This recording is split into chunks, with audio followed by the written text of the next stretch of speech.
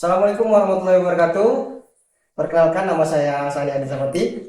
Halo Sobat Siger, selamat datang di Podcast Siger, tempat kita membahas berbagai hal penting seputar pelayanan publik dan pengembangan sumber daya manusia. Pada video kali ini, kita akan membahas tentang ASN berakhlak, sebuah nilai utama yang menjadi landasan bagi aparatur sipil negara dalam memberikan pelayanan terbaik kepada masyarakat. Baik, selanjutnya di samping saya sudah ada narasumber yang menjadi panutan teladan bagi kantor SAR Lampung, Bapak Deden Ridwansyah Esos, selaku Kepala Kantor Pencarian dan Pertolongan kelas A Lampung. Jadi Bapak, dan izin Bapak, siang ini bagaimana kabarnya Bapak? Alhamdulillah baik ya Pak ya. Oke. Jadi Pak, bagaimana sih Pak menurut Bapak apa yang paling menantang nih Pak untuk diterapkan dalam penerapan ASN berakhlak itu? Poin mana sih Pak yang bagi Bapak itu menantang? Baik, terima kasih ya. Kalau kita bicara perilaku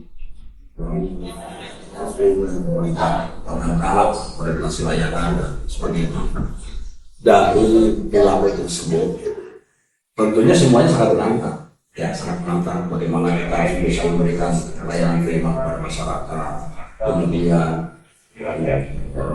menjaga kepercayaan ya dari akuntabilitas. Nah, tentunya kan yang menantang di sini bagaimana kita ASN itu harus benar-benar adaptif ya, adaptif. Sehingga dengan adaptif ini ya semua ASN yang ada khususnya di lingkungan Badan Nasional Pencarian dan Pertolongan, wabil khusus di kantor pencarian dan pertolongan Lampung, ini adik-adik ya selalu meluangkan dan mengembangkan kreativitas, ya ide-ide yang inovatif, ya kemudian berkreasi dalam segala aspek kehidupan, terutama dalam berorganisasi. Dan tentunya kan tujuannya bagaimana kita bisa mengembangkan organisasi ini dengan kreativitas dari adik-adik semuanya. Jadi itu yang paling menantang. Karena memang saat ini banyak pegawai yang sudah jadi pegawai itu ya sudah. Yang penting mah sudah gajian ya sudah. Ya, hanya menggugurkan kewajiban. Oleh karena itu hal yang paling menantang bagi menurut saya ya, pandangan saya itu bagaimana kita selalu berkreasi, yaitu bagaimana kita selalu adaptif. Baik Pak, mungkin dari Bapak sendiri, mungkin ada nggak sih Pak pengalaman menarik saat Bapak benar-benar menunjukkan nilai berakhlak tersebut dalam melayani masyarakat gitu?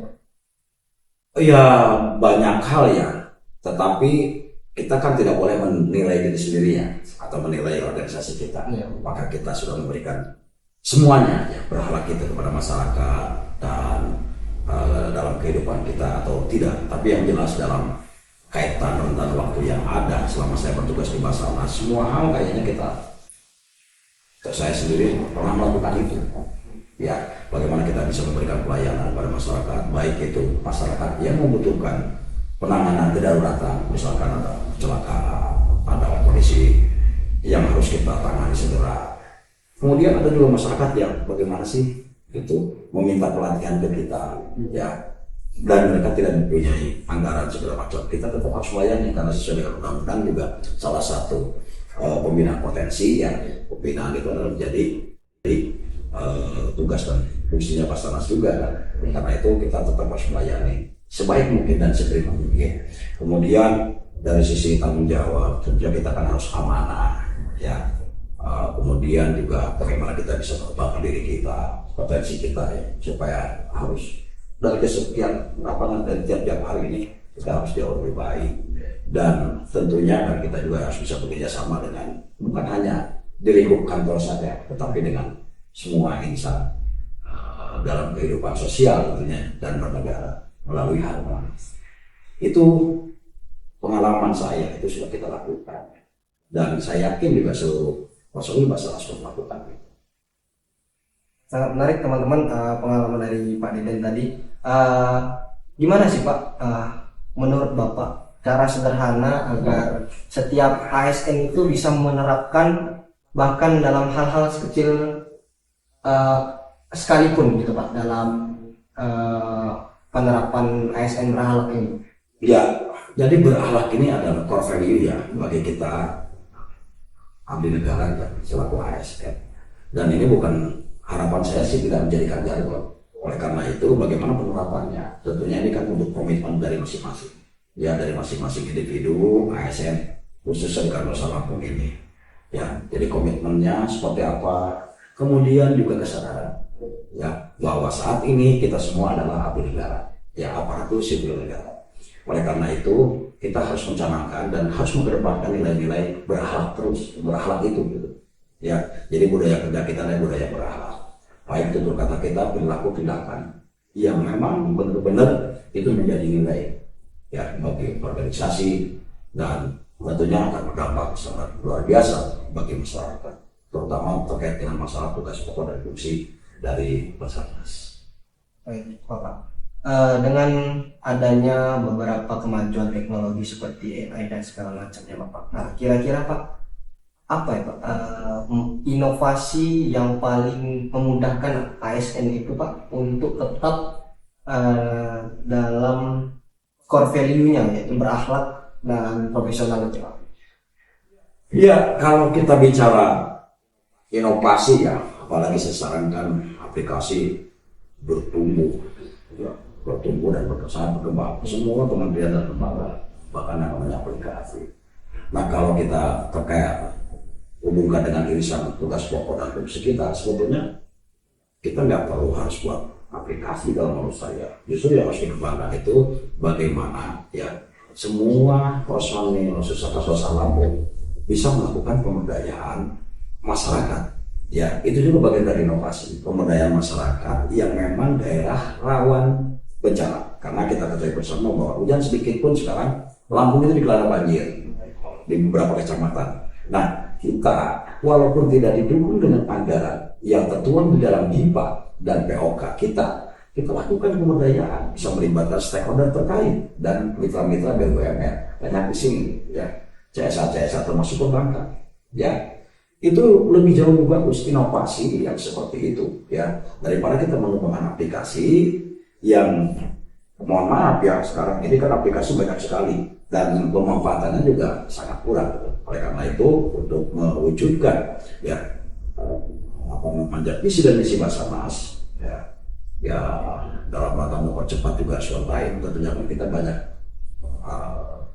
melakukan inovasi pemberdayaan ya. Ada tidak ada anggaran, kita tetap harus maju untuk melakukan itu ya. Itu yang saya rasa yang lebih baik.